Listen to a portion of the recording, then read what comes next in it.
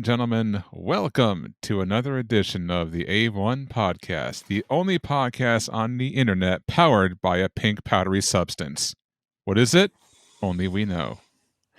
Oh, you'll find out in the episode. Maybe. Maybe.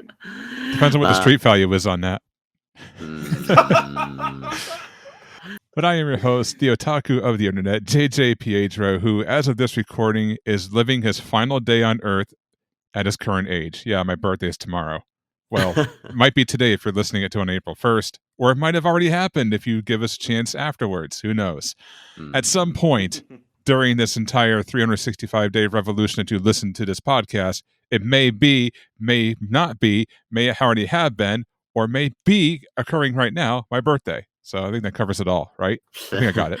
Hey, at least consider that at least you're born on April Fools. Like at least you don't have that misfortune of being born on February 29th on a leap year. That's Taco Bales, man. That's the worst for her. She's technically only 4 years old. I'm just kidding. Imagine being like 20 years old, but you're still technically illegal because you're only 5.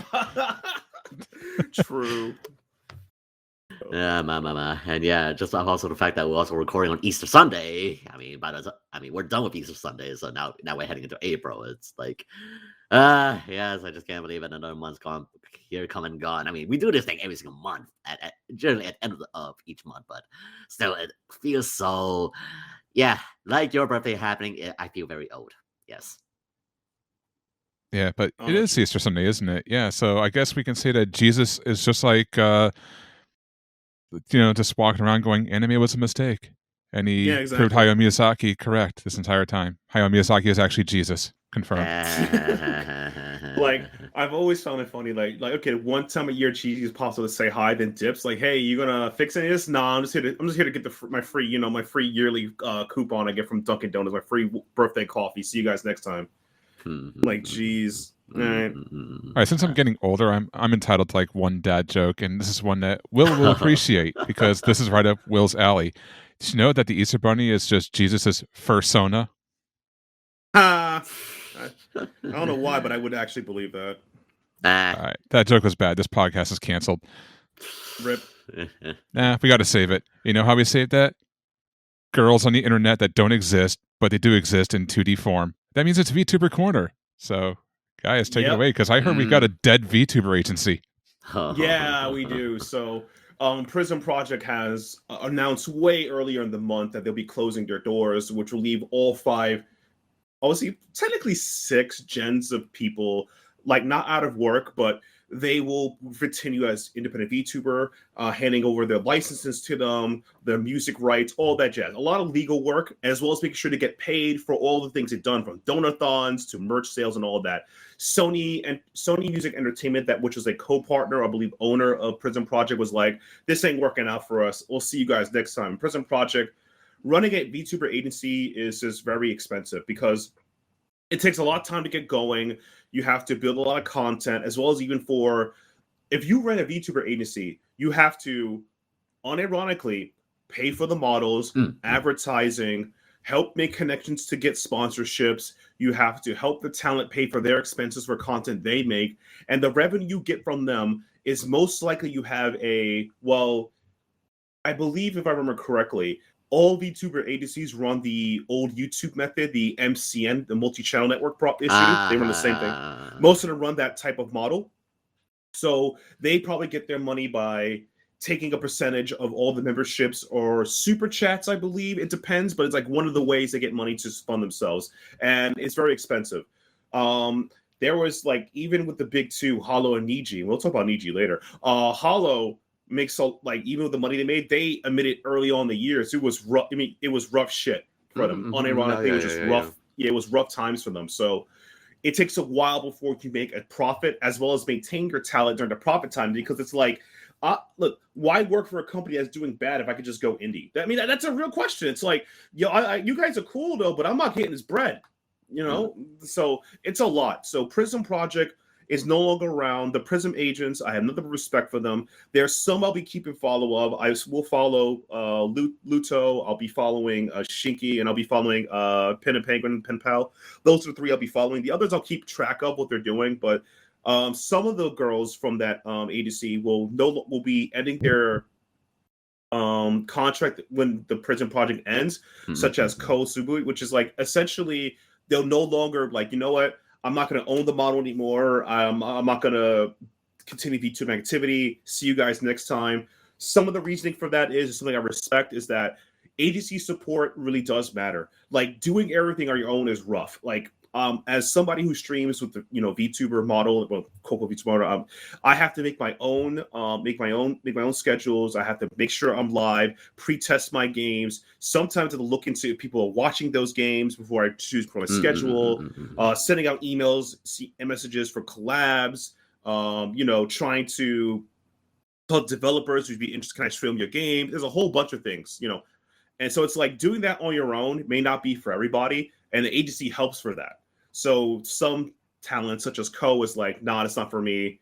I'll see you guys next time. So if you are a Prism agent fan of Prism Project, be sure to follow them on Twitter and YouTube. You'll be able to find them. There's still Clippers that does it, so you can find your favorite one and go on with it. Or when you already follow them, be sure to follow them. So that's about it. But I'm happy, though, this is a clean break where the livers will own their stuff. They will own the model, the music, the merches, and all that stuff. So I'm pretty happy for them that one. Like, it's not like, all right, it's gone. You all got graduated. It's time to start from ground zero. Yeah. Exactly. It's definitely good to see. Like, I mean, not hate the comparison, but again, to people actually taking a good white company practice, like, I don't know, like Shoujo, like, okay, all your rights, all the right, they belong to you, and like, yeah. Well, it's because it's like Shoujo is a agency, not a VTuber. They're a company that facilitates what do for you and take cut from it. They're not owning you, the person. It's like, for example, like sports agents. Sports agents don't own the player. They just help the player get money, so they get money. They do the things they're not doing. That's like they're doing that. And speaking of agencies, like you said, white, the opposites go black. Everyone's favorite company is Asaji, baby. They're messing up as always. They cannot get a break. I mean, like, okay, maybe have like a good week. Oh, maybe a month off, like, of having us about any news regarding to Niji Sanji, but nope. Apparently, when this news popped, I was like, okay, I was just minding my own business, like, where this came from? And I was like, oh, geez. Yeah, so basically, one of Luca's ex-mods has made a 75-page expose about this guy, and it's not good. I've only read the first 25, and I was like, whoa. Like, bruh, this is enough. And False ID, if you follow him or any other of the news VTuber agents people, they're going to cover it, or they have covered it. Check them out. It's a lot. So basically, put in a nutshell, Luca, for all intents and purposes, is a online loser dude who has been online too much. He was famous in the RP community because he RP'd with people, but he has some issues. Apparently, he didn't like to RP certain things, which is, a thing, but he made it very apparent. He's also kind of what's the term? A jerk. So he was friends with this other girl, and this other girl, for some intents and purposes, just stuck by him. And basically, whatever you say about this woman or Luca, here's the thing: that like age-old myth that women are more mature than men. That's I'm not trying to be sexy here. That's kind of bullshit. People are just stupid. Okay, that is bullcrap. Because if they were more mature, they would have saw the warning signs. This dude, and I'll be very politely saying, he was wetting his whistle when online when they were talking a couple situations. I'll leave it as that. He was really good and making sure that the pipes were working on time. That's all I gotta say. So, outside of things like that, he also has a deep dislike of other people. He's a hypocrite in some cases because he said that he hated how some male VTubers are trash. They'll never be good because they always because it's a women-dominated industry. And then says I hate male VTubers because all they do is Fujo bait. And I'm like, that's not true. That's just some of the popular one. And then he says, I'm not going to do that. I'm going to be a say-so one. He tries that. It didn't work on for Niji. He follows Vox Akuma style, the Fujo bait stuff, and boom, he's got content. He's grown up. He also even made his own mascot, the little lion. That was made by the X-Mod. The X-Mod has been carrying him to the top of the mountain, and he's just like I said, a loser internet boy who just needs to be carried for his life. And it's just sad because it's like, after this whole expose happened, and I'll just list it off. So Luca's a man-child. He's massively incompetent. He's kind of a piece of shit. I don't even say being Australian's an insult because there's some really good Australians. He's like sub-Australian. And the backlash for it is that some of the fans be like saying, oh, she's always been bad. She groomed him. Provide proof. This woman had a 75-page document with screenshots and video links to things that he's done.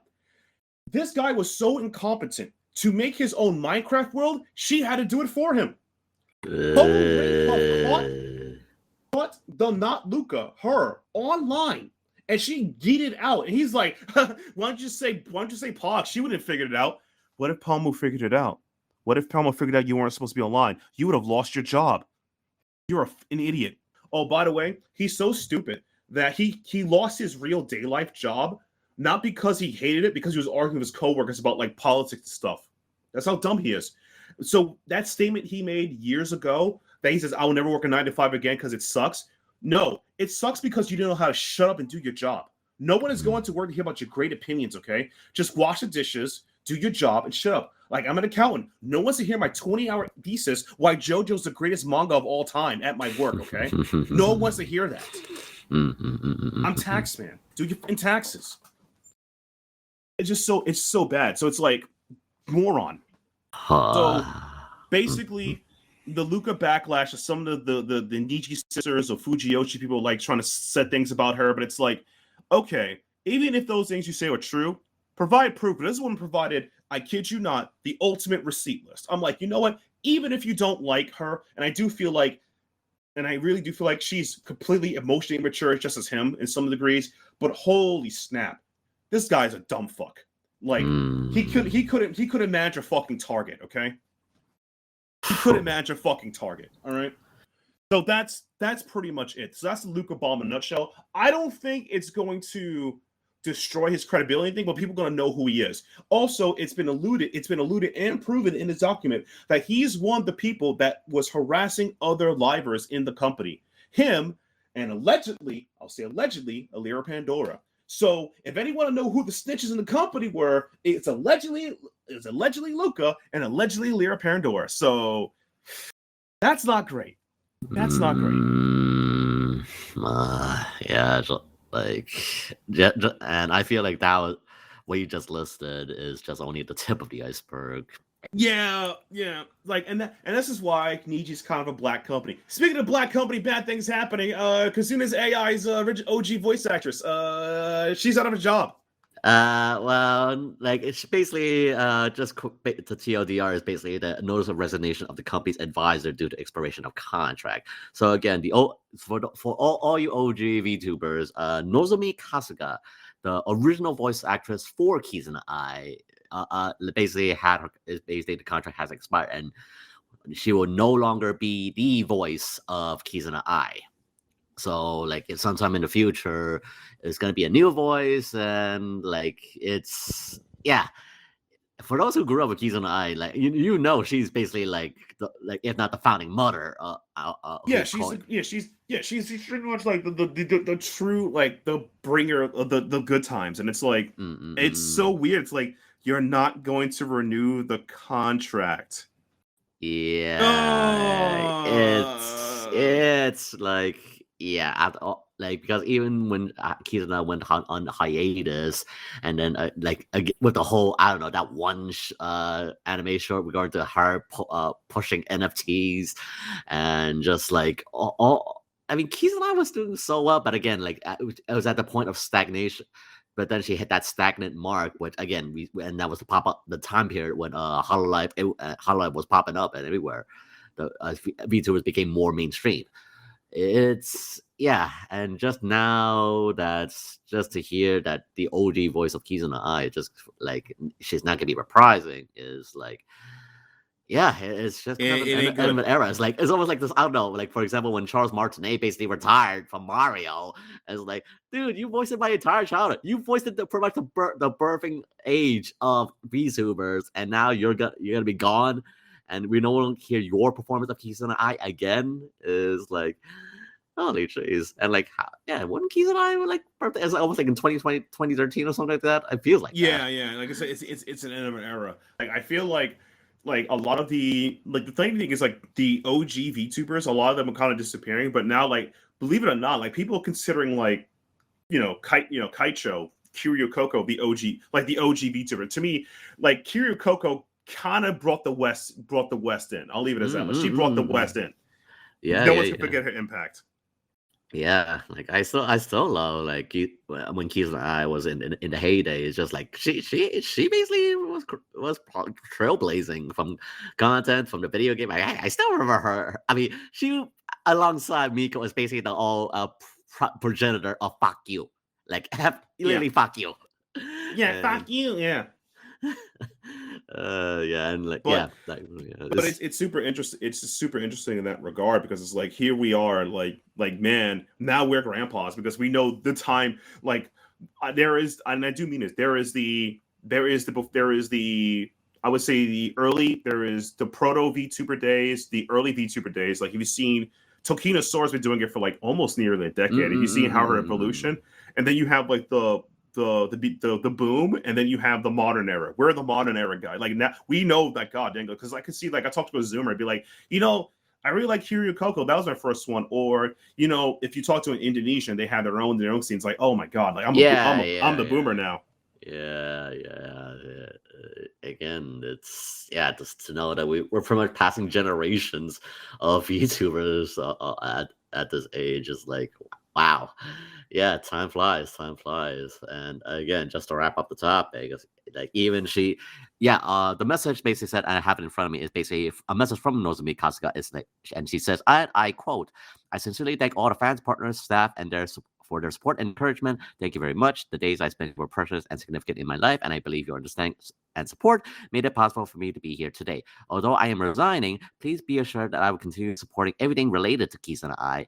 I hope you will continue supporting Kizuna Ai Inc. Thank you very much." End quote. I mean, okay, fine, but as long as the company behind Kizuna Ai doesn't again push NFTs, and why would you push NFTs in this day and age? Just hopefully they learn their lesson in that regard. No, just hopefully they don't go full on Kuro Sanji on this thing. Kuro Sanji, exactly. But I feel like it has, like, when this is my opinion. This is, as someone's been doing account. Hey, consider this as an accountant. So over my years of being a business person, and I know this for a fact, some people in business will never let go of a bad idea until it affects them. They'll just keep doing it till it comes out right. That's a joke, but I actually believe that. Once I know they believe in this, and nothing until they actually suffer from it personally, they're gonna keep running it. I don't think the Kizuna Ai company will try it again, but who knows? But yeah. Rip OG Kizuna Ai. I wish you guys the best. Thanks for killing the dream, and I'll see you guys in Unrelevancy in the next what happened to this VTuber. Actually, I'll see you in the next what happened video, man. That muscles. What happened?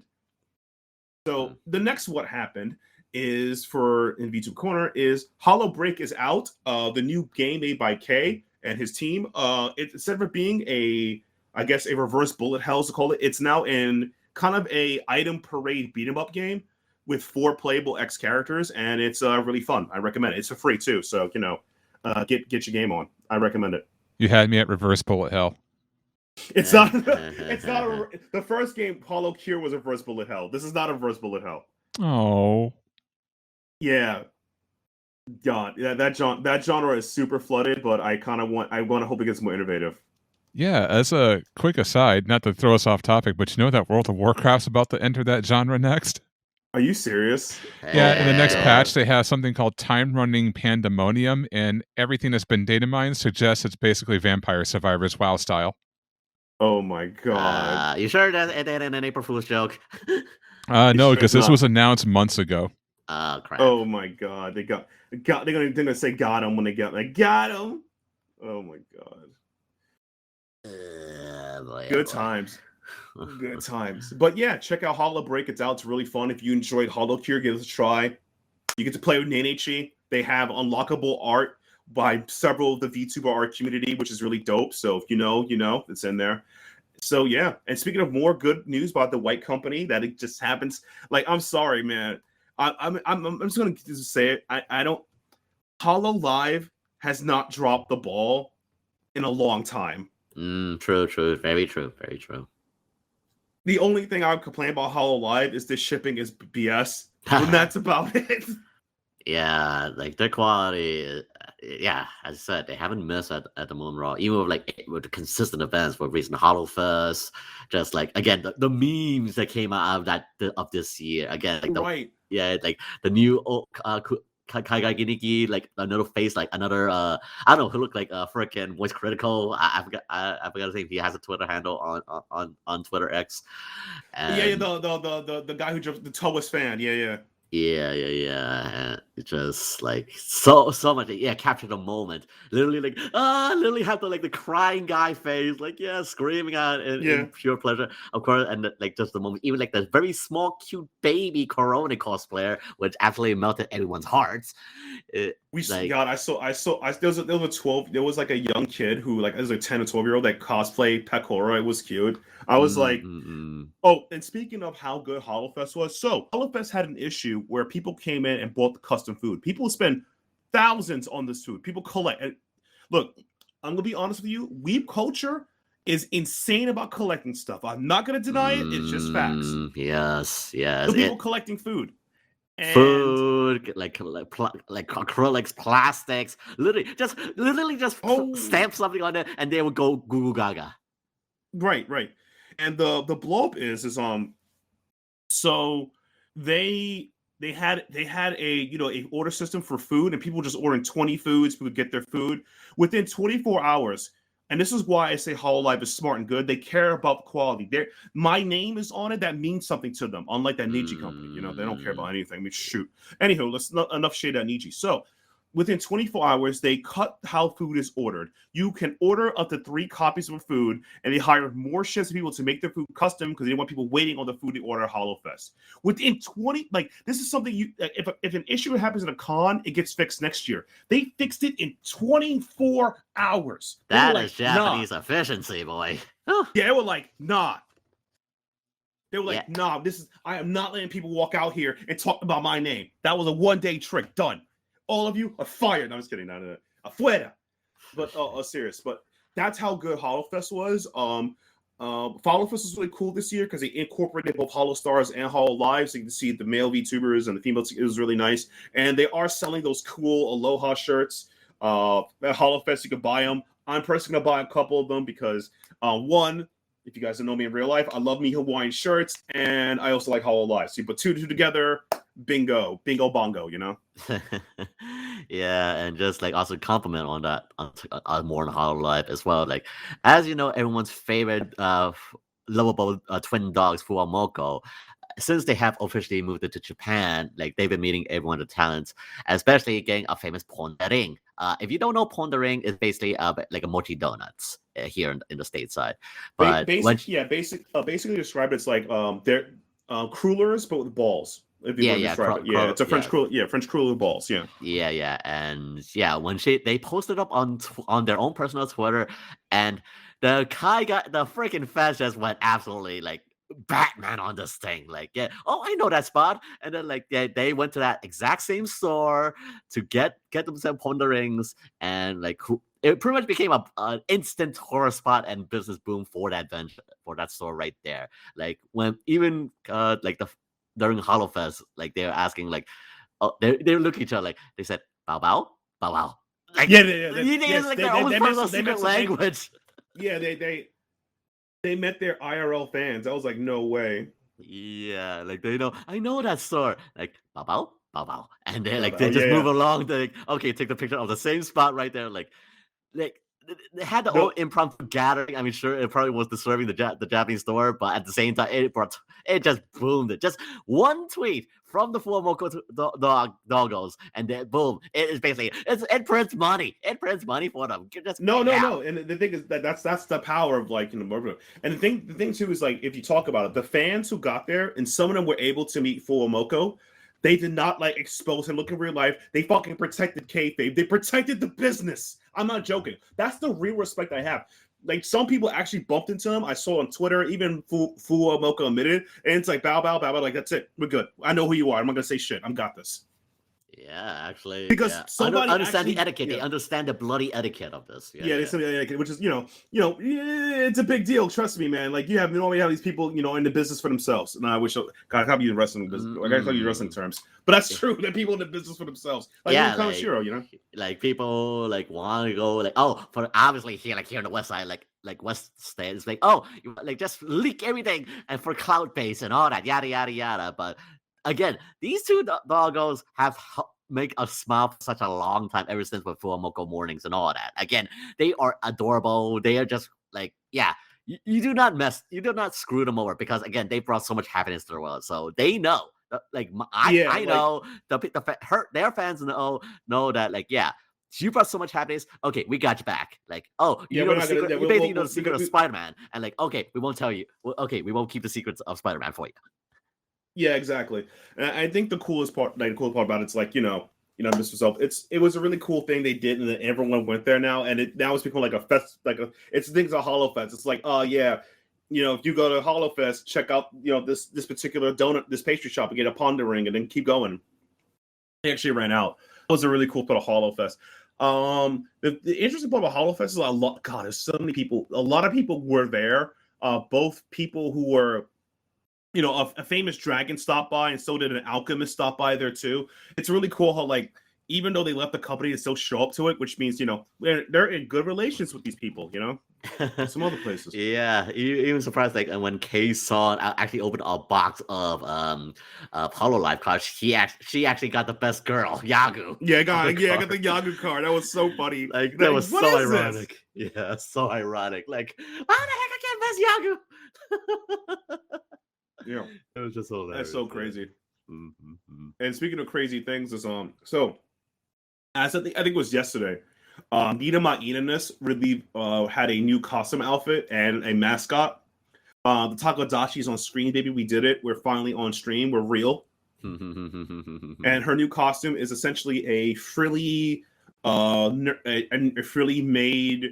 kitchen stuff because it's Ina in the kitchen, which will help because Ina has been doing cooking streams lately, but she doesn't film her hands or anything, so you have his noise, which apparently people would listen to Ina making noises in the kitchen. So I guess so. And again, fans, they like any fandom, they are to the smart of being Batman smart. Like, I recognize that frequency. Like, it's almost like car freaks who know like it's the sound of an engine. Like, I know that vibration. I know that frequency. Yeah, I know what a kitchen utensil she's been using. Like, speaking of car freaks, my book of the month is going to be a book that's about cars. So, I wonder that could be. That could be exactly. And so that was a really cool reveal. If you haven't already, check it out. It's Nina Ina-ness, or as Flair calls her, my Ina, Yeah, like I the recent stream I saw of her was like she was playing a bit more Splatoon 3 of Side Order, and it was just Ina's just Ina. She's so cute. By all means, check her out again. So, and the last news we have, which is Hololive related, is so Hachima has changed her profile and started changing her so Buchima. Like, and if you know Abuso in Japanese means pig, so it's Pig Shima now. I don't know if it's an April Fool's joke going on, but some of the JP people have already done April Fool's streams. I know that today, March 31st, both Callie or I forgot her Calvin. Calvin and Heiko Bales is doing a stream. It's just like Japan's at the time of recording, Japan's currently in April Fools, and as well like I know Korea has been also doing their own personal April Fools. So by the time you're listening to this podcast, like again, expect a lot of jokes, have a lot of salt, and don't believe anything at all. So, but it's all in good. So thankfully, some of the good April Fool's jokes are in good fun, and Hololive and some of the VTubers out there is just absolutely pretty darn hilarious. Yeah, Wait, so you're telling me that when Kyoto Animation announced that From Ash is getting an anime, it was a joke? I mean, it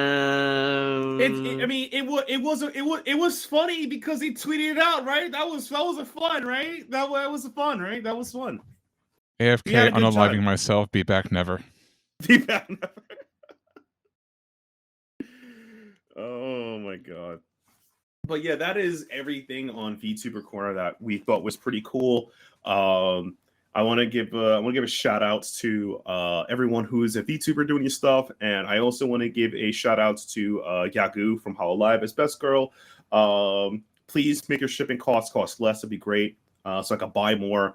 And shout out to the devs for a Hollow Break. I really enjoy the game. It's really fun. It's got to find people to play with it. I know he couldn't have the game have online feature, but you can do remote play. So, so live your dream. Live your dream. Remotely. Yeah, like it's just really. I mean, I get it. It's halfway around the world. I mean, ordering stuff is like at most $30, but like when we're cutting to like $36. I mean, I think even what was it, a DHL or something of that sort. DHL is DHL. Yeah, Japan has DHL. Well, at least to do it from here to there. Yeah. Yeah, at least that thing is a little bit cheaper. That's what I recall. So, but yeah, it's. There's also a service. Have you guys heard of Japan Rabbit? No, I haven't. I think I may have heard it here and there. First off, disclaimer: no, they're not sponsoring us. This is not an infomercial, but I've used it before. And what Japan Rabbit does is there's like a store, like an online store, I should say, in Japan that does not ship to the United States. You can get the link to the item, give it to Japan Rabbit. They will buy it for you, and all you do is pay them shipping plus I think like a $10 or a $15 service fee, and they'll ship it to you all the way across the world. So you can get stuff from all these Japanese online stores that don't ship internationally, like till your heart's content. That's actually how I got the Mega Man Battle Network Collector's Edition that came out in Japan. So I got that through Japan Rabbit for Nintendo Switch because that's the only place I was selling it, and it wouldn't ship internationally. So I think it ran me like $100 for an $80 Collector's Edition, which to have that kind of service, it's not bad for an extra $20. That's actually dope. That's bad. $20 shipping. That beats what I'm paying. Yeah, that it does. That does. So yeah, here's hoping maybe have a Hololive option there. Hopefully. Yeah. Yeah, I guess if that wraps up VTuber Corner, we should get to the sad news. Of course, everyone in the world's heard about it by now. But since it happened between last podcast and this one, that's kind of the downfall of recording monthly. But unfortunately, you've already heard it, but we'll say it. Akira Toriyama unfortunately passed away. Of course, if you don't know who he is, arguably one of the most popular anime manga series of all time, Dragon Ball. I mean, anyone who knows anything about anime knows about Dragon Ball. Even if you don't know anything about anime, you've at least heard of Dragon Ball. You've at least seen the over 9,000 meme. If you've at least seen that. Yep. But he did way more than just Dragon Ball. Like if you've ever played Chrono Trigger, he basically did the character design for stuff like that. Chrono Trigger, Dragon Ball, Dragon Quest, Sandland. Yeah, Sandland's coming out soon. Yep, that's just and did a little niche on that. So the last video game series he will have his work worked on by Toriyama himself will be Dragon Quest 12 and Sandland. Those are his last gifts of gaming. That's Like you can also check out the Spectator Mode Podcast in which JJ and the other guys have talked about themselves. And again, Toriyama is indeed one of the old goats that pretty much birthed a generation. I mean, heck, remember the time when Dragon Ball was here in America and there was like that one news paper highlight, like, a cartoon show that popularizes skewering and beheading and all these violence. I love that. That was my favorite part. It's like that's right. That's why we're doing. And lo and behold, it has lasted so much generation. And now it has a basic stage of a parade float that has lasted for generations. And just the overwhelming tribute from the world, especially from the Latino community, like from from Mexico to Portugal, like South America, like there's like a giant wall mural of Toriyama, like Dragon Ball Blue and all that. And yeah, Dragon Ball was like so influential in so many in so many communities. Like God, like you know, as a black person, like Dragon Ball was like the only anime like the brothers would watch was on TV. But like Dragon Ball was in black community. It was big in South America. It was just internationally respected across the board. Yeah, even China, even acknowledged Akira Toriyama, and you know how hard it is to impress China. Yeah, China. Yeah, wait for China to acknowledge something. Even when the meeting, I didn't know before, but when Jackie Chan actually met Akira Toriyama, and it's just like to have their own photo shot there, and of course, naturally, all the mangakas currently in Shonen Jump also give their thoughts, especially of course with Kishimoto, Oda Sensei, all their thoughts, because again, like you would consider like one of the old goats aside from Dragon Ball, One Piece, and Naruto. That three was pretty much like one of like the forefathers of Shonen Jump. I mean, I would say okay, so not to be a little facetious. So One Piece, Naruto, and Bleach are like the second big three. The second big three of like the 90s, and they I mean, obviously they grew up. They were influenced by Dragon Ball and a bunch of older manga, and it's pretty interesting. I mean, like if you've seen like all the manga that was there, I think Araki was there. Well, Araki was there, you know. But But I feel like they were influenced by it. They I don't know. I feel like out of the second big three, when I think of it, like honestly, the only 2 out of 3 of those guys, I look at them as like, those guys are like the goats. The one guy's not the goat. You can figure it out who I'm talking about. So you put that in the YouTube comments or wherever you put a comment, listen, if you know what I'm talking about. And it's like they were influential, but I feel like some of them, if you like watch Dragon Ball or the things where they didn't get it all the way, it's more like they got it through passing. They get it. It's like and Josh and I joke about this, right? Hey, there's some great classic wrestling matches, and watching people copy it not get it makes a difference. You can copy me, but you don't get it. I mean, it was like, I'll put it this way: like Osamu Tezuka was the person who is widely considered to be like the father of manga. He didn't invent manga, but he basically popularized it to the point where it paved the way for so many others.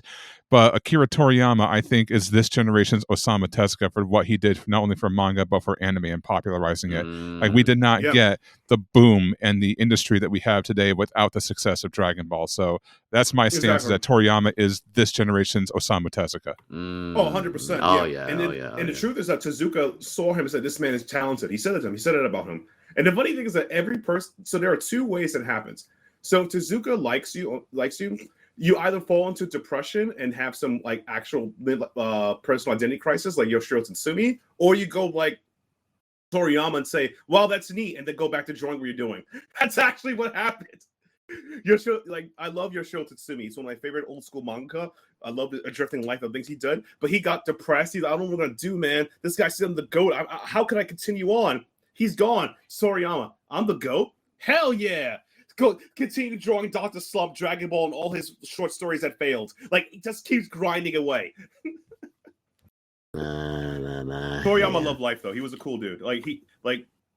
And one of the worst things I ever heard take was on I'll end it Toriyama. One of the worst takes I heard about Toriyama is that, Toriyama just got lucky. Whoever said that, you get your teeth kicked in. Dude, you either like born way too late in your life cycle, or just a little Kusogaki kid, like all this, or you're just like one of those oldies people, like, what is this thing? And I'm like, way too old at that. Right. But and the thing is like, exactly. And the thing is like, to me, like, people don't know this. Tezuka grinded his way until he made Dragon Ball. He had.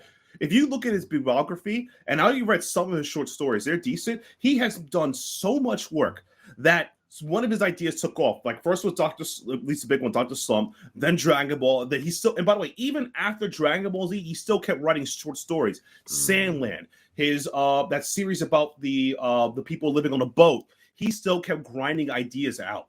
So it wasn't like, I rest on my laurels and I'm done. No, I'm gonna still do it, and that's why. He worked in video games. He worked at Square and Screen. He worked at Square.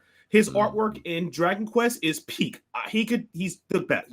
His artwork in Chrono Trigger, peak. I mean, he kept grinding forever, and he would have grinded forever if he was immortal. Yeah, and that's why he's go. And he last I checked, he was 1 year short of being 69 years old, if I recall correctly. And nice. Yeah, just to wrap it up on topic, even the last chapter of his involvement, his assistant, I forgot his name, Toyo-san. Yeah, it's called Toyo-san. Yeah, Toyo-san basically also shared the last revision of the recent chapter of handing legacy over, and basically we're going to last panel. Originally, Piccolo wasn't waving goodbye to the teacher, or to the reader himself. So Toriyama actually did that revision.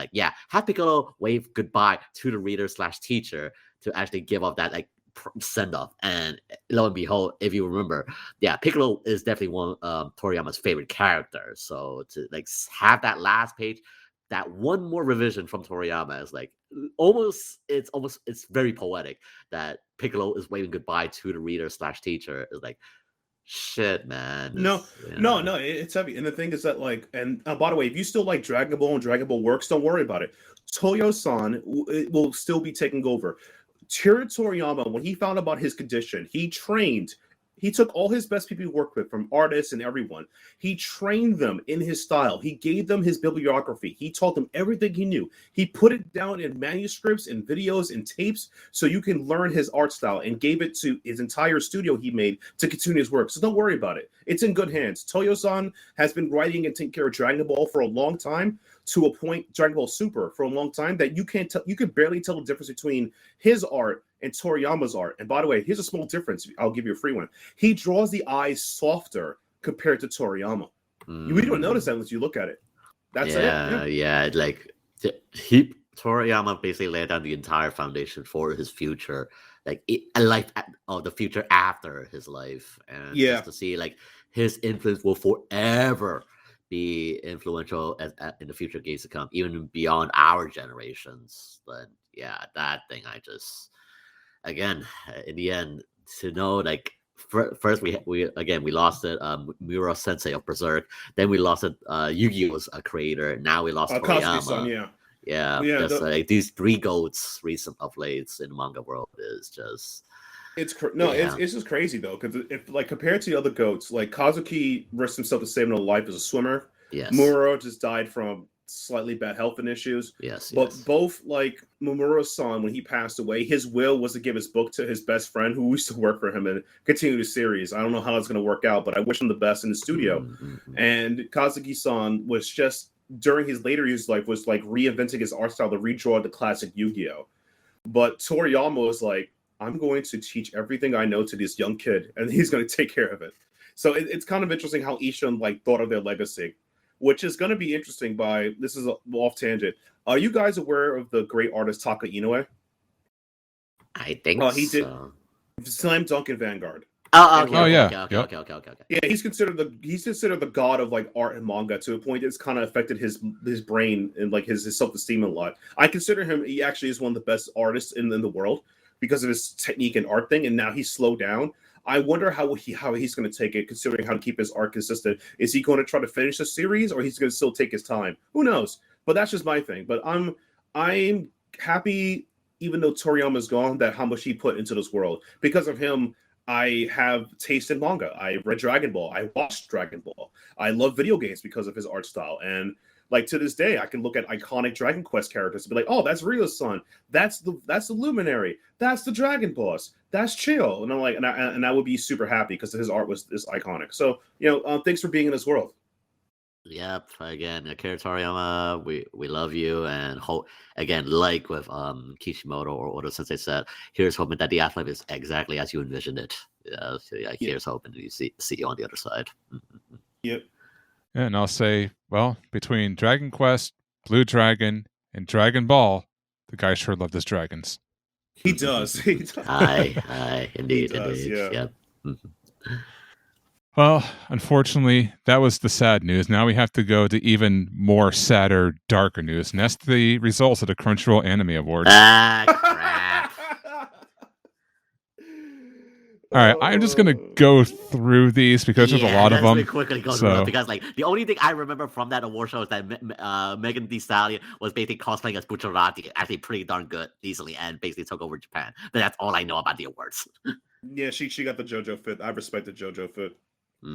Yeah, so here are the winners in rapid fire succession. We got Anime of the Year, Jujutsu Kaisen. Best Action, Jujutsu Kaisen. Best Animation, Demon Slayer. Best Anime Song, Idol for Oshinoko. Best Art Direction, Demon Slayer. Best Character Design for Jujutsu Kaisen. Best Cinematography, Jujutsu Kaisen. Best Comedy, Spy Family. Best Continuing Series, One Piece. Best Director, Jujutsu Kaisen. Best Drama, Attack on Titan. What? No Jujutsu Kaisen? What the hell? No, Best Ending Sequence? Yeah, there it is. Jujutsu Kaisen. Best Fantasy, Demon Slayer. Best Film, Jujutsu... No, actually, Suzume won that one. Best Main Character, we got Monkey D. Luffy from One Piece. All right, they got another one. Best New Series, Chainsaw Man. Best Opening Sequence, Where Our Blue Is for Jujutsu Kaisen. Imagine that. Best Original Anime, Buddy Daddies. Best Romance, Horimiya. Wow, I would have thought Jujutsu Kaisen, but I guess it's not a romance. Best Score, Attack on Titan. Best Slice of Life, Bochi the Rock. We got one. Hell yeah. Best Supporting Character, yeah, Satoru from Jujutsu Kaisen. Best Voice Actor, I mean, we got all these different languages, but you get the point. Jujutsu Kaisen won a lot of fucking awards. Yeah. Did I not say in the last podcast that this was the Jujutsu Kaisen Awards? First spoken here Academia Awards, now it's Jujutsu Kaisen Awards. Yeah. And they sprinkled in some Demon Slayer just to remind us that it outsold the entire comic industry a few years ago, you know. Yeah. Oh god. Oh my god. Like, I'm sorry, but I don't think that, I mean, we have fans voting on this stuff. And this is what the big problem is with the anime awards. When you start involving the fans, it's not authentic. Because at that point, it just becomes a popularity contest, and the shows that deserve to win do not win at all. Now, am I saying Jujutsu Kaisen should not have won as many awards? No. I mean, is it good?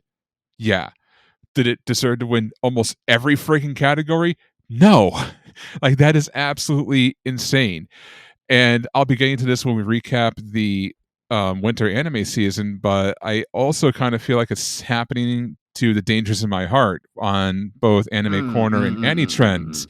And I'll touch upon that later, but it's like when you put the fans in control of the outcome, they're going to skew the outcome to whatever is the flavor of the month or what they perceive to be the most popular show, regardless if it actually deserves the award or not. And in this case, I can tell you Jujutsu Kaisen did not deserve a lot of those awards. It deserves some of them, not all of them. And there's just like so many mixed feelings about some of those categories. Didn't even get like shows like nominated for it that deserved it way better than what was picked. And that's why I just don't ever buy into the anime awards. And neither should you, because honestly, it doesn't even matter what anybody's opinion is. No award is going to change your opinion and what you like. Exactly. Right. Yes. And the Sapporos is like, I'm surprised that in that list, like you skim it through, but Crayon didn't get any nominations. Crayon's banger. I think that's after. Oh, it wasn't? Oh, wow. I don't remember even seeing it in the nomination list. I'll have to probably do a little research here. Probably like a little, like maybe there was before free rent's time, so I think that was like right in the midst of it. I don't know. Actually, it can't because the season bled into 2024, so therefore it could not be nominated because they have a hard rule where once the fall season ends, anything after that in the winter season that starts in January, or even the fall season. I'm right. It's the fall season of 2023 that can't be nominated. So it only covers basically winter, spring, and summer. They may have changed it. I don't know, but the last I heard is anything that starts in October to the end of the year, because they have to get the awards show ready and they have to get licenses to use the footage and all that other stuff. And when it hits October, it becomes too late for them to go through the process. So anything in October just does not get nominated. That makes sense. All right, that makes sense. Okay. Oh man, rough one right there. But even still, it'd been disqualified because it bleeds into 2024. Like, we're here in March and it just ended last week, so it can't be nominated anyway because it's a 2023/2024 anime. But since it did actually end in 2024, I'm wondering if next year it'll be nominated. I don't know. I hope so, because that would probably be like one of my winners for if that's the case. Like, cause it's really good. It was a very good season this past season. It's just like absolutely banger shows. Even the Yashike ones, like some pretty good quality, especially Dangers in My Heart and all that. So yeah, here's hoping that Crunchyroll actually remembers. The actually, sales will tell them. Like, there's other shows besides from the things to record next year's award, quote unquote, award show. So, but yeah, either way, like, in the end, as you said, JJ, like, whatever you want to watch, you just watch. You don't need an award show. Sure, there's like the mainstream. I mean, Free Rent is top quality and all that, sure, by all means. So yeah, it's okay to believe in the hype. But also, in the end, it's all you. It's all you. Whatever you want, you want. The heart wants what the heart wants. And personally, for me, I just like enjoy Chain Soldier and as well Freeman and many other shows. So in the end, you do you. You do you. Yeah. But I feel like I kind of wish, like, I wish they had like 2 awards, like the because I know popular demand is popular demand. I mean, like, remember Demon Slayer was the hot stuff, and so was like My Hero, and they kind of winded down a bit. I remember before it was Hunter x Hunter. I kind of wish they had like a show for like the critics, so you know like what's like. So how to put this? There's popular shows, and there's shows like you should probably get into your canon father. Like, the best way to describe it is like the canon of like books or things you should read. I learned literary canon. I learned this in high school, and I feel I applied the same thing in comics and manga. I kind of wish there was a way for people to do that, so you could like know, like, yeah, you could like this, but you should probably check these other things out. Like, hey, I know you're probably like reading Demon Slayer for the 10th time over, or still reading One Piece. Why don't you try Fooly Cooly for a bit? Why don't you check out these other ones? You can still do that, but this, trust me, because you get to sample some taste, get some good food in your system, get a decent sandwich. God, I want a Cubano right now. Anyway, continue. Yeah, but since I guess that's a segue, because that is our next topic, going over the winter anime season. But yeah, I'm going to get some pitchforks with this statement, but put them down. I have an explanation. I dropped Freerun. I stopped watching it. Wow. Oh, wow. And everyone's probably like, what the hell is wrong with you, dude? That's like the greatest anime ever created. Well, first off, it's an isekai. IGN said so. And I hate isekai. I am surprised we actually forgot about that, because actually the term isekai has been officially adapted into the Oxford Dictionary, which, Yeah. Oh my God, it's Jover, man. Oh no. Yeah, but the real reason is I'm reading and reviewing the manga, and I have developed this strange like sensation recently where if I'm watching an anime of a manga I'm reading, I just feel like I'm watching a repeat and I get bored with it. Yeah. And so I don't hate Freerun. I think it's amazing. It's one of the best manga series I've read in some time, and I'm actually upset that the anime didn't go into the Golden Land arc. They stopped right before they go there, and that is hands down the best arc in the entire friggin' manga so far. Like, when this season 2, actually no, season 2 won't hit because it's made by Madhouse, but when someone else, hopefully not JC staff, picks it up and does a season 2, we're gonna get one of the most epic arcs in Freerun, and anime only watchers are going to piss the hell out of their pants when this one hits. It's that good. Especially Denkin. Oh my God. If you thought Denkin was like some squirrely, like plotting bastard in the First Class Mage arc, and then you're like, oh, he's doing this to find a way to somehow get back to, reconvene at his wife's grave so you can pay tribute to her. Wait until you find out why in the Golden Land arc. Just wait. I just want to spoil it so bad, but I'm not going to. I got enough pitchforks for saying I dropped Freerun as an anime. But hey, I hate isekai. What can I say? But yeah. Kudos to you for anime only watchers. I'm sure you enjoyed it. It is fantastic, and who can forget that movie length premiere that just set up the entire premise of the show. But oh my God, yeah, when you read the manga, sometimes you just can't watch it. It's another reason why I dropped Spy Family. It's because I'm reading the manga and I don't want to watch a repeat. So yeah. Unfortunately, like when you already know the beats already, like, okay, I'm way ahead of it. The manga's already way ahead of it, especially with the recent chapter, which actually was a very beautiful chapter. So yeah, that's kind of the deal. Like, do you want? If you're reading the manga already, then by all means, just stick with the manga. I mean, if you are absolutely curious of the anime form, I mean, by all means, it's kind of like the same with me and personally with the Tales of the Wedding Rings. Like, I already have all 13 volumes of the manga already, and they only reach up to like half. I think halfway of the volumes. So after the fifth princess, and they're gonna be doing that the second season later on down the line. So yeah, like I know about it. It's just how they're gonna present it in anime forms. Like only if you have that curiosity, which again, you know what happens. So yeah. Yeah. So as far as what I did watch and completed, I completed a couple shows. There's actually still one airing right now, and it's The Straggler. It's Metallic Rouge. The final episode comes out, I think it's Tuesday it drops. But yeah, that's the late show that's running into getting into spring almost. But man, Metallic Rouge, let me tell you something about that show. This is like the epitome of show don't tell, because you are just dropped into this world and you have no fucking clue what's going on. And you just only discover what's going on by watching the show. And like, how do I put this? So first it starts off on Mars, because we have terraformed it. We've created these androids called Neons. They're working hand in hand with the humans, and they're working to build a colony on Mars. So you're like, okay, cool. Then we find out there's this evil group called Alter, and in Alter, they have these other Neons called the Immortal Nine.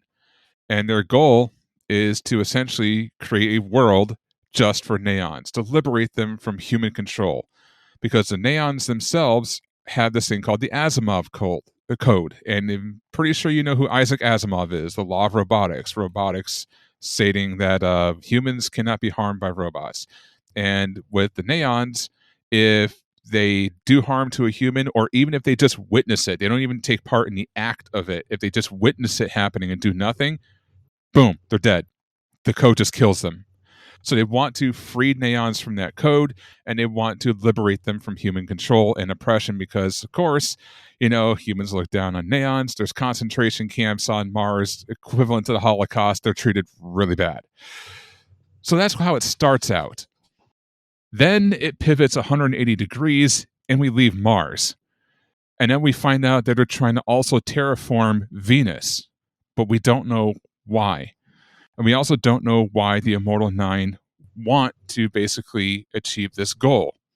So we have our main character, Rouge Red Star. She is also a proto-Neon, just like the Immortal Nine, created in the same way, and she is being sent out to destroy the Immortal Nine to stop their plans. And it's all being done by a director of an organization called Alethea. His name is Gene Youngblood, I think his name, or something. I forgot his full name. It's Gene. Let's say Gene. So he's like one of those types of characters. He's got the long hair, the glasses. He looks very upstanding. He sits at the piano. He sips a bunch of tea. He says a bunch of one-liners which don't really mean shit. Like he knows everything that's going on, but he's never going to tell you anything. That type of a character. The guy who pushes up his glasses and looks all smart. That's him. Then we discover that there is another group, the Traveling Carnival. And there's a puppeteer, and then some anime-style Harley Quinn ripoff named Opera, and they kidnap Rouge. And through her flashbacks and through her memories, we start to learn about how the Proto-Neons were created. Jean's mother, Ava, was the one who created the Proto-Neons, and she also created a code called Code Eve, which negates the Asimov code.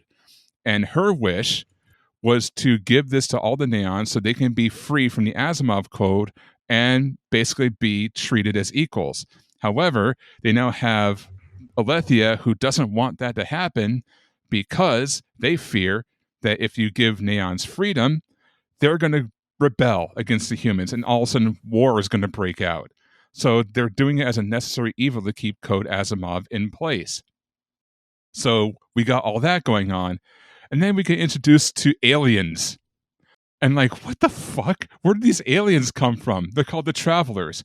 Apparently, the aliens gave the humans the technology to create the Neons and basically worked in agreement with them to terraform Venus so that these aliens have a new home to live on, because they're basically stranded floating through space looking for a place to live. And they don't have any emotions whatsoever. They don't give a shit what you do with their technology, as long as they get what they want in the end, which is a terraformed Venus to live on. They don't give a shit. And they only divide their decisions into logical and illogical. They're basically Mr. Spock. All right? That's what they are. If you go and use their neons to start a war, they don't care, because it's illogical to them, because in the end, they still get their home planet rebuilt or something. And the partner from Rouge Red Star, her partner, Naomi, was actually a neon, and she was the very first neon built by the aliens. Her actual true name is First. And she was sent as an observer. So now we got all this shit going on, and you realize, wait a minute. So everything in this whole story was basically because these aliens wanted a planet terraformed for themselves. Everything else that we've learned for the first 10 episodes was just a byproduct of their fucking desire to have a home world. None of it mattered. It's just their desire that matters. And then the big thing was that the carnival that was traveling, well, the puppeteer is actually human. He's not a neon. And he pulls off the mask, and it's Roy Youngblood, the father of Jean from Alethea. He's been in on it the entire time. And it's like one big giant what the fuck am I even watching show, but yet at the same time it makes sense. And it's so good, because not only is a story like engaging, and it basically lets you discover things on your own. The action, the animation, everything is just really top notch about it. And it's not even in the top 10 of the fucking anime trends chart. What the hell? This is why I suggested earlier they should be. I don't mind the anime show being popular. I mean, they should also have a show for critics or the lesser known things. It's like there are tons of animes I feel like they're critically good, but like, woof. But that's it. Yeah, the show is just like a big mind fuck. It is, and not a lot of people are talking about this show. And I've said it from day one when I saw the very first episode that this is going to be the underdog show of the season. And so far, depending on how this ends next week, this is like a 4.5 out of 5 for me. It's that good. I mean, I'm really enjoying this show. The only thing I don't like about it is every episode kind of has like a Sopranos ending, where they just like kind of ended it in mid-sentence, and there's like the ending credits. Nice. Gabagoo. Exactly. Gabagoo. Where's the gabagoo? No more gabagoo for you. The doctor says it's bad for you. I don't give a ending. So yeah. Hopefully I sold it on you. Go watch Metallic Rouge. It's phenomenal. But not to take up that much time on the rest of them I've watched. The Wrong Way to Use Healing Magic. Yeah, this was pretty decent for the comedy that it was. I do love some of the dramatic aspects in it, especially when they're fighting the Demon Lord's army. And of course, we get 2 entire episodes devoted to Rose's backstory, which was actually really cool because it was kind of emotional and what she went through and how she became the way she was. The only thing that bothered me was that the show is called The Wrong Way to Use Healing Magic. And the show has absolutely nothing to do with that title until only one moment during the battle against the Demon Lord's army. Outside of that one moment, the show has nothing to do with the freaking title. At least it's not representative of the title. But yeah, is what it is. Pretty decent. Good little isekai comedy if you want to check that out. Scratch your isekai itch. And of course, Solo Leveling. Got through that one.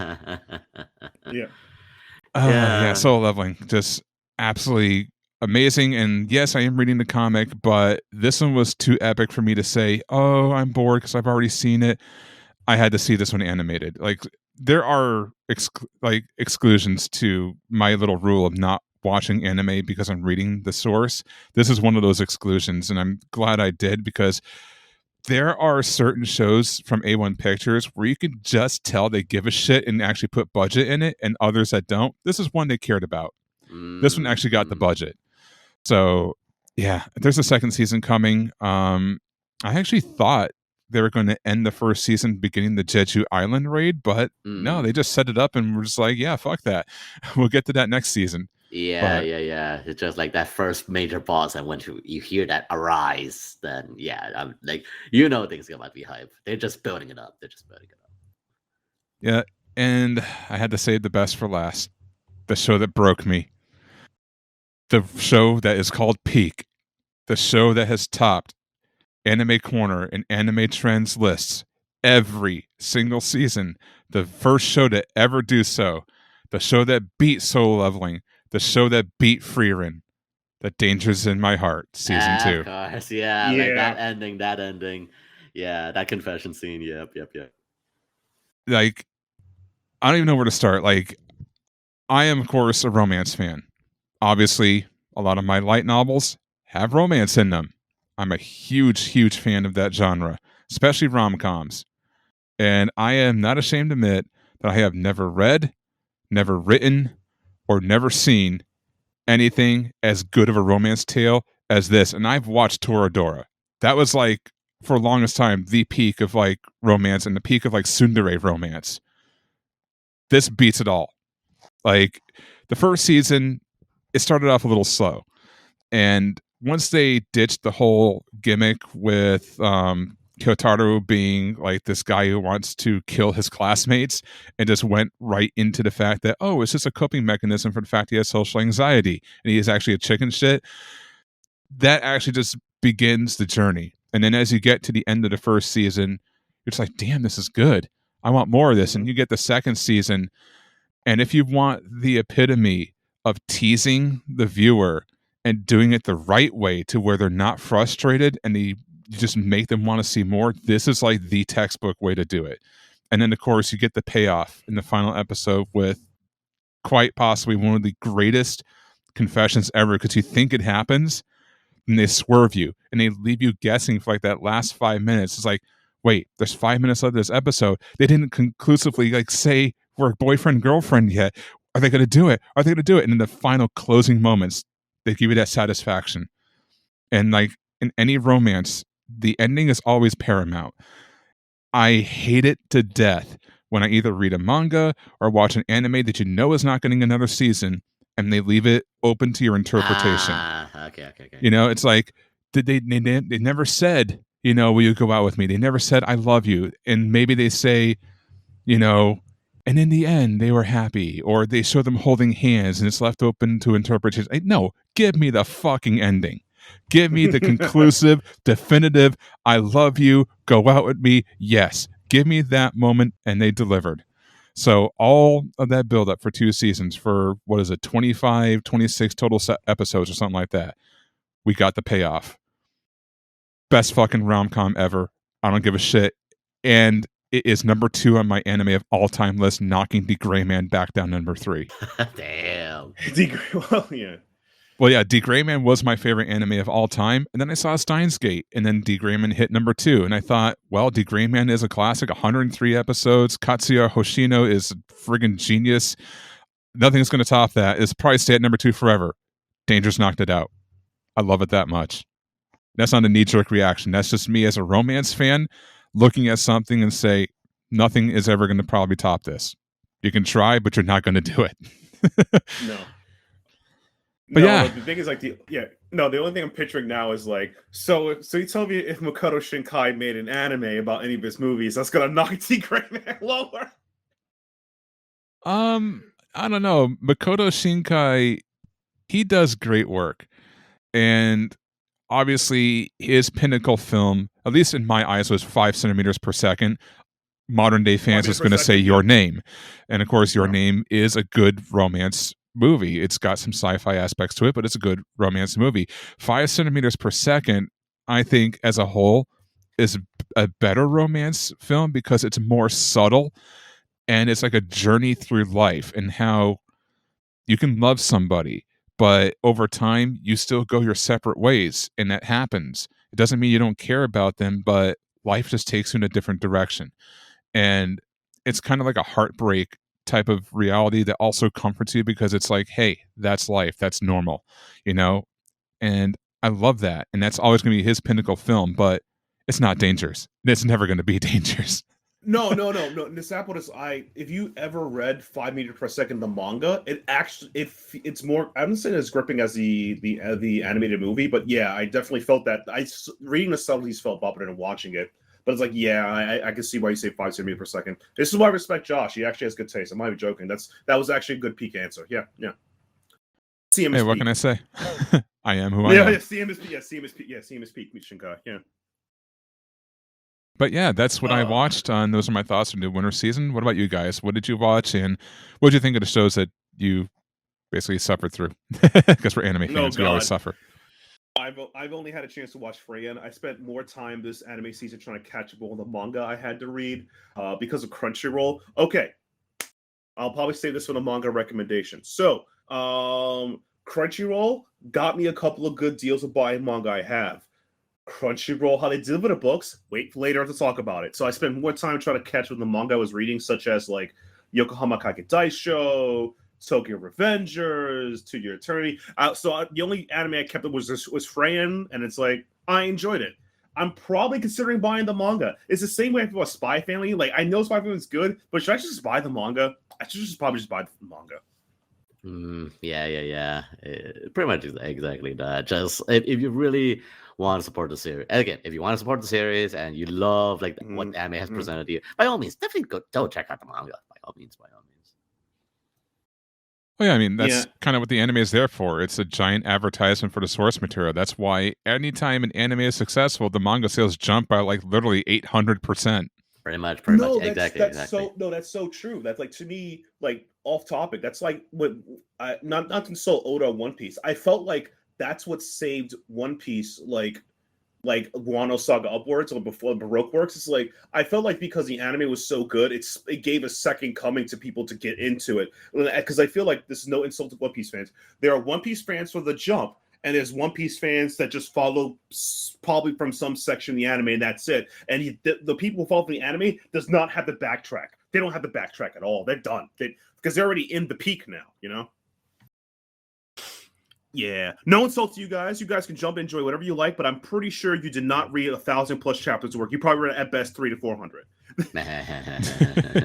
I read 0, so... Hero.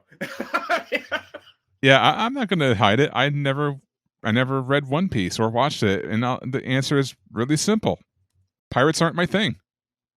There you go. Respect. Yeah. That's the honesty. I guess I'll just put in my 2 cents here as well. Like the other shows, aside from like Freeman as well, like I have more or less catch up on Mashley, the second season, and yeah, just of course the fact that that second opening of Bling, from Crazy Nuts, just actually became such a meme song everywhere. From actually again got covers from Hololive and Pochimama Sensei, as well as like even a YouTube cover of it all with many YouTube stars and Twitch stars. Is like, that opening is just absolutely, in my opinion, definitely a fire opening. So yeah, the second season of Mashley, definitely a good season to check up on. But and the other show that, I mean, I know Iyashikes aren't really like smiled upon, but like if there's one Iyashike I mentioned in previous podcasts, is definitely check out the Mr. Villain's Day Off, because that Iyashike is just absolutely like, I don't know, like the fact that the main protagonist is basically the main villain, but yeah, I'm not doing shit. I'm not doing shit. I just like, I'm not gonna attack my arch nemesis, the Rangers, just because one, it's my day off, and like and both both opening and ending songs just absolutely like really hits the feels of like, if you have a day off, you enjoy your day off.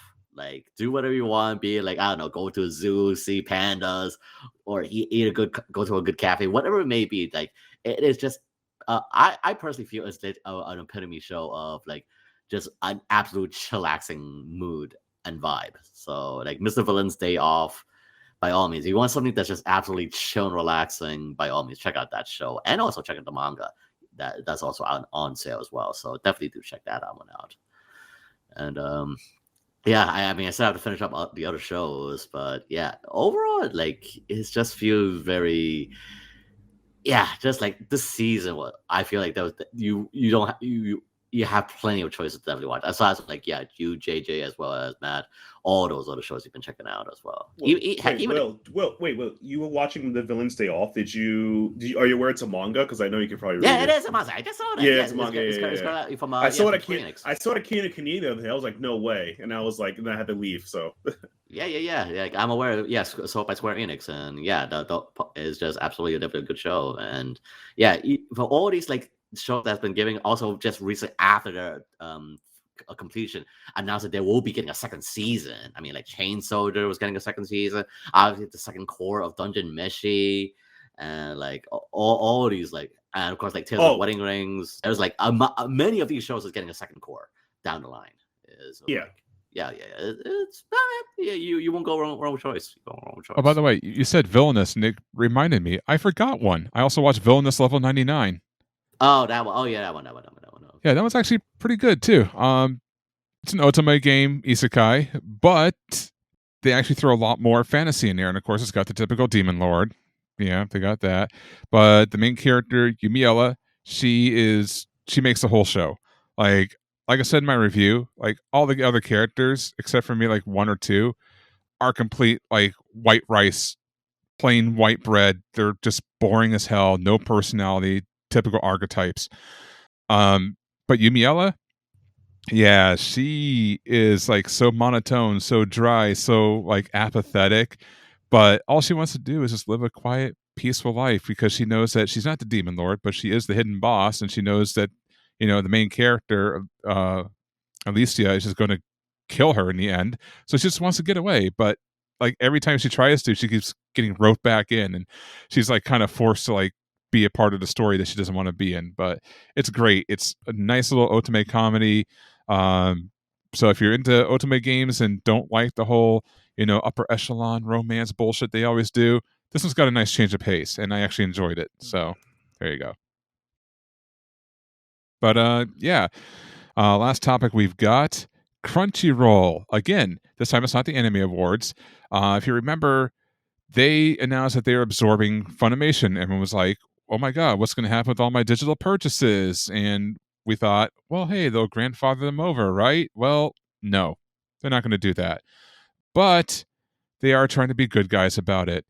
They are giving out credits, well, Xbox credits, to redeem your movie on another platform if you had one from Funimation. They are potentially going to give you up to 6 months of Crunchyroll Premium as compensation. And if you want all this, got to reach out to their customer service, which means since they're owned by Sony, you'll be sitting on the phone for about 45 minutes to an hour, waiting for someone who barely speaks any English to be like, okay, can I have your account number, please? Yeah. I'm getting canceled for that. Yeah, it's Rip Josh. I'm like, all right, so our new host of the podcast, we have this young man named Tony Khan. Anyway, just kidding. Oh my god, it's gonna be a really great show with a lot of great action, and I think the fans are really going to like it. This Wednesday at 8/7 Central on TBS, it's gonna be a great show. We're gonna have a lot of great fans there, and we're just gonna book some great matches. And what's gonna who was that? Oh, that was Cash Wheeler. Wait. Thank you, Cash. Tony. This is a podcast about anime. Well, that's great because anime is such a cultural thing, just like pro wrestling. And we have great pro wrestling on every single night on Wednesdays at 8/7 Central on TV. That's what he does, like every single fucking time. Yeah, everything is a conversion to a pitch. Like this guy. Yeah, it's like, Tony, how did you like booking, AEW Dynamite when you were still like in high school in your notebook? Oh, it's great. I remember sitting in class drawing up AEW Dynamites, which you can catch, by the way, every Wednesday at 8. I'm like, dude, just answer the question without plugging your shit. Yeah. We went off topic, but whatever. Yeah, anime, Crunchyroll. Yeah. But yeah, Crunchyroll customer service. Reach out to them if you want compensation, if they even go through with it, because it just says potentially up to 6 months. They didn't really settle on anything. So it's kind of like, yeah, we acknowledge it. We're working on it. We'll get back to you type of thing. But, yeah. I mean, at least you can get, your digital copies of movies from Funimation on your Xbox if you own one. It'd rip you if you only own PlayStation. Jeez Louise. Like I don't think it was a good. I didn't like. Okay, why was it not so hard to grant? Like I don't. Is that you? So you absorb Funimation, and I'm thinking off the top of my head, and it's like you absorb them, so you absorb their licenses. They are your licenses now, just converted over. It's such a weird thing. I have no idea. I have no idea what's going on. It's like what? Where's Tony Khan when you need him to sell TBS? But no, Pink powder. Really that's where he is. That's where he is. Said the powder. Yeah, taking a powder. I just have no. I'm trying to think. It's like, why would you go through all extremities to just convert those accounts into your account that costs some money, and then they could just still use your account, and then you could make them into future people to buy more of your stuff. Because that makes too much sense. And we all know that corporate America doesn't run on common sense. It runs on whatever makes them the most money. And obviously that wouldn't make them the most money. That would just make them some money, which some is not the most. Oh God. Anywho, good luck with bad ideas, from bad creative. I mean, oh my God. Because it's like the idea, if that was the case, if you could have just let Funimation been their own thing and then have to do this extra step process. You grandfather them in, you wanted their customer base, you wanted their resources, put them in the system. I don't understand these people. I give up. I'm gonna go back to talking about how much this amazingly new powder we got going on here. Yes, the pink crystal. Gotta love the pink crystal, yeah. But it brings us to recommendations. So, Matt, you've been chomping at the bit. You've hinted at it. Give us your recommendation. Yeah, so my recommendation is going to be, I kid you not. So, out of all the manga I've read this month, there's one manga I've read 3 times over. It is the Omnibus Remastered of Initial D. I'm the fastest man alive. The remaster is really good. The pages are slightly bigger. They digitally touched them up a bit. I love Tatsumi. It's one of the series that, if you follow me on Twitter, I tweeted about it. I really like Initial D. It's really fun. Check it out. There are 3 covers of Initial D. And yeah, it's like, oh God, how to put this? So if you bought Initial D straight from like a store, or whatever, that is not Kinnikunia, you got the plain cover.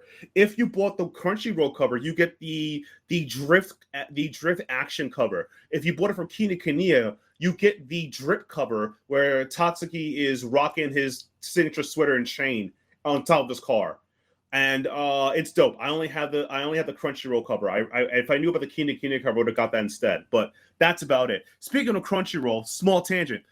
Okay, it is cheaper to buy books at Crunchyroll, but holy snap, their packaging, what they do books is complete dog shit. My books come in bent, slightly damaged. Even hardcovers of good books got bent, and I'm like, holy snap!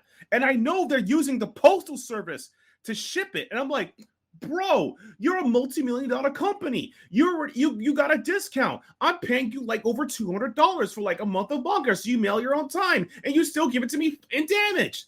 The problem with I quit Amazon because Amazon could just like cancel your order and not mail the stuff to you no matter how early advance you order it. So I went to you guys who are the anime specialists, and you screwed me like Punk screwed himself out of a job. It wasn't Jack Perry, right? Is that right? Was it Jack Perry? It was a lot of things. It was a lot of things. It was Jack Perry. It was Jack Perry. But unironically, it's like, I don't know what to do. So if anybody knows, and I really mean it, hit me up on Twitter @GetSilius or drop a comment below. Where's a good place to buy anime books online that ships them in pristine order? They don't come damaged or dinged or anything. I just want my books in good condition so I can put them on my bookshelf and look at them all the time. That's all I want. Well, there's a store you can get it from. It's called Right Stuff. Oh, wait. Right. Now I'm worried about my figurine and like theirs being sold by Crunch. Like I bought it from Right Stuff and now it got absorbed to Crunchyroll. And now I'm worried about that figurine. And it's currently already out in Kinnikunia, so I'm worried about that now. It's supposed to be released. No, exactly, because freaking Crunchyroll uses like even if you pay enough to get shipping, they use the postal service. And I'm not saying the postal service sucks. It's like, but aren't you a multi-million-dollar company? Should you be using, I don't know, UPS like everyone else does, or FedEx?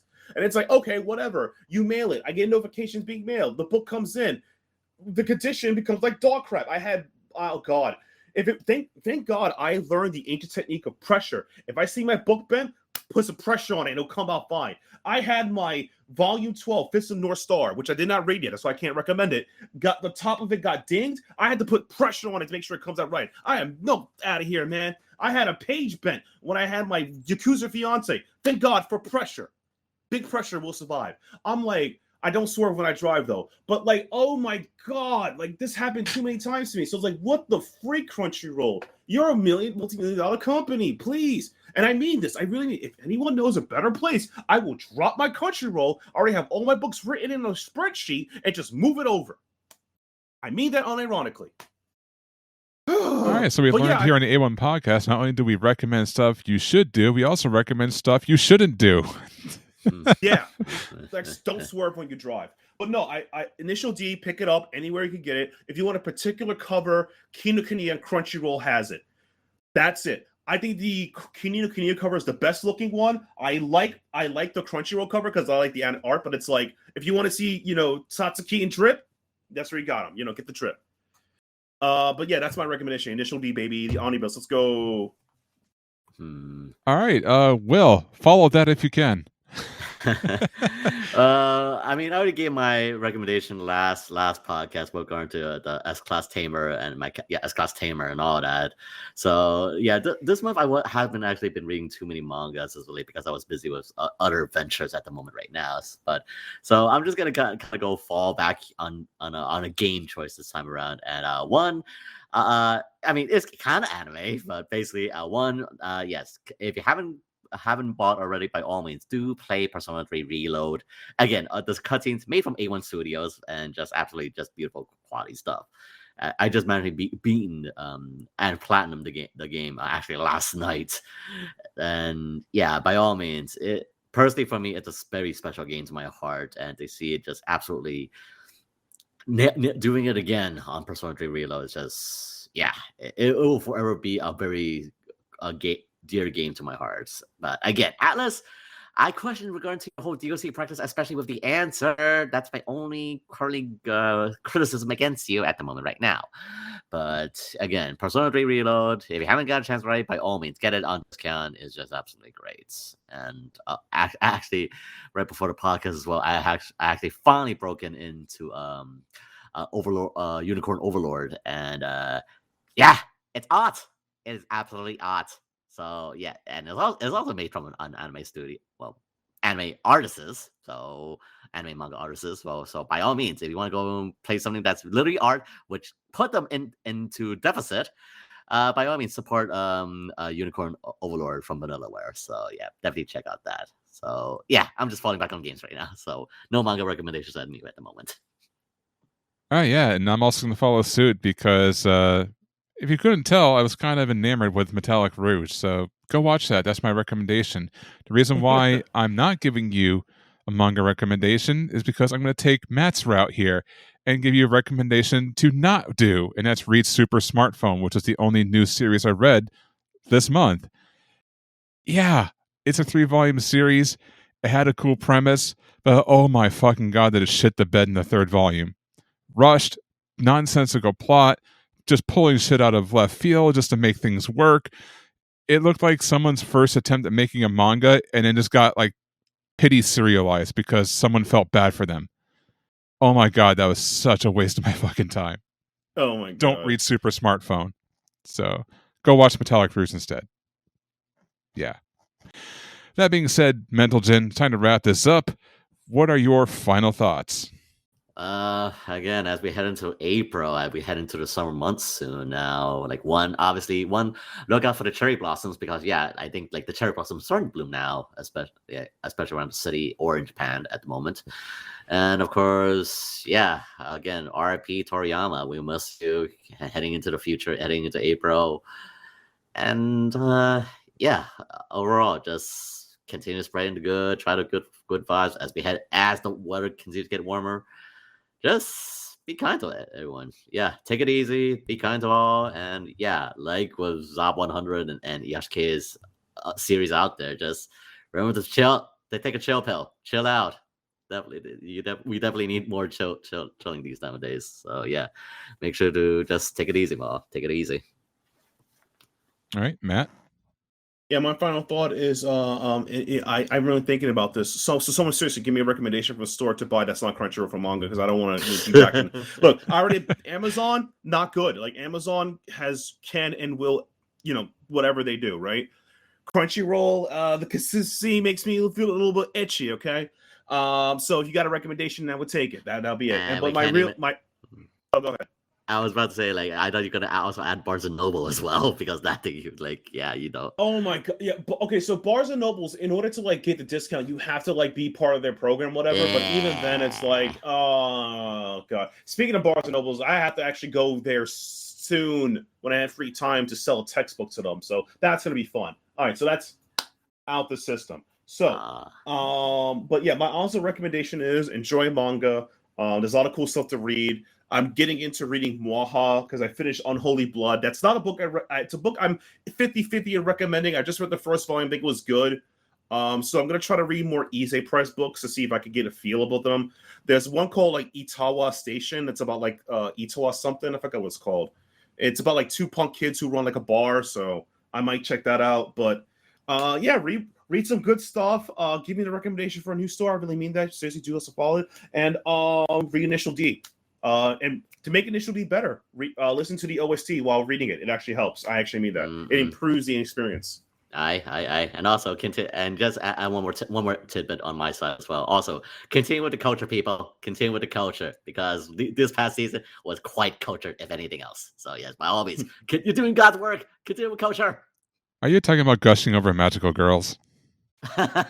He's talking about gushing over magical girls. God damn it, I knew it, Will. It is kosher. It is kosher. It is hot.